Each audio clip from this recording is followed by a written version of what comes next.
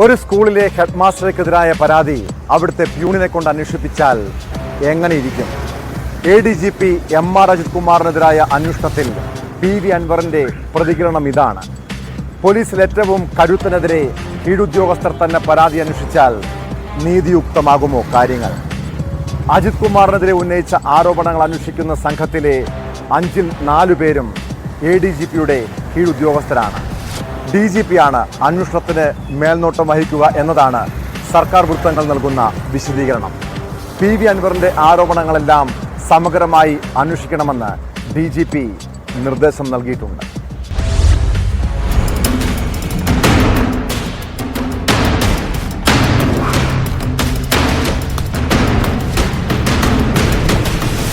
MR Ajith കുമാറിനെതിരായ പരാതി അന്വേഷിക്കുന്ന IG Sparjan Kumar, Thrissur DIG Thomson Jose, SP-മാരായ S മധുസൂദനൻ, A ഷാനവാസ് എന്നീ 4 പേരും ADGP കീഴിൽ പ്രവർത്തിക്കുന്നവരാണ്.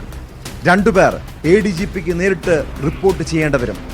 പോലീസ് മേധാവി അതിന്റെ മേൽനോട്ടം മാത്രമാണ് നിർവഹിക്കുക.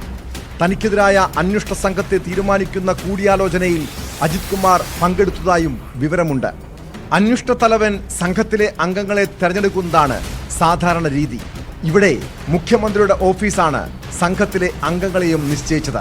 വിമർശനങ്ങൾക്കിടെ അന്വേഷണ സംഘം യോഗം ചേർന്നെങ്കിലും കാര്യമായ തീരുമാനങ്ങളൊന്നും എടുത്തിട്ടില്ല.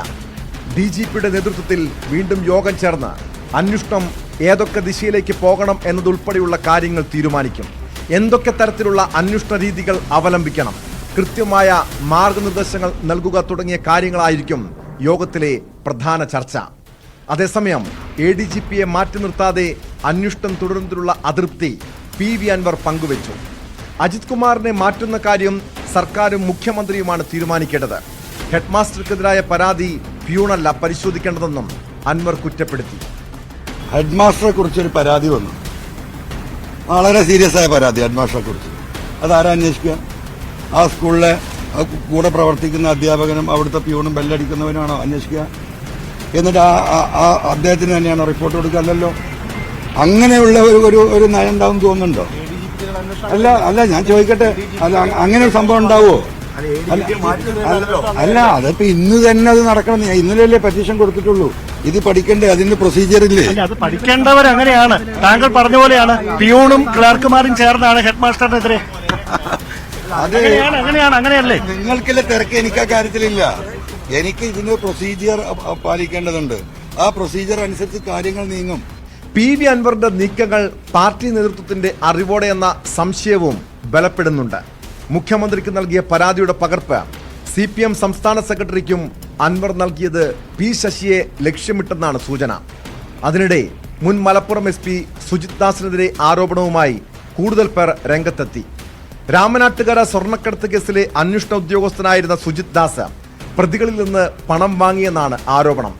പണം നൽകാത്തവരെ അന്വേഷണ ഉദ്യോഗസ്ഥർ വീടുകളിലെത്തി ഭീഷണിപ്പെടുത്തിയെന്നും 3 വർഷം കഴിഞ്ഞിട്ടും കേസിൽ കുറ്റപത്രം നൽകിയിട്ടില്ലെന്നും പ്രതികൾ ആരോപിക്കുന്നു. കേസിൽ ഉൾപ്പെട്ട കൂടുതൽ പേരിൽ നിന്ന് പണം കൈക്കലാക്കാൻ വേണ്ടിയാണ് ഇതുവരെയും കുറ്റപത്രം നൽകാത്തതെന്നാണ് ആക്ഷേപം.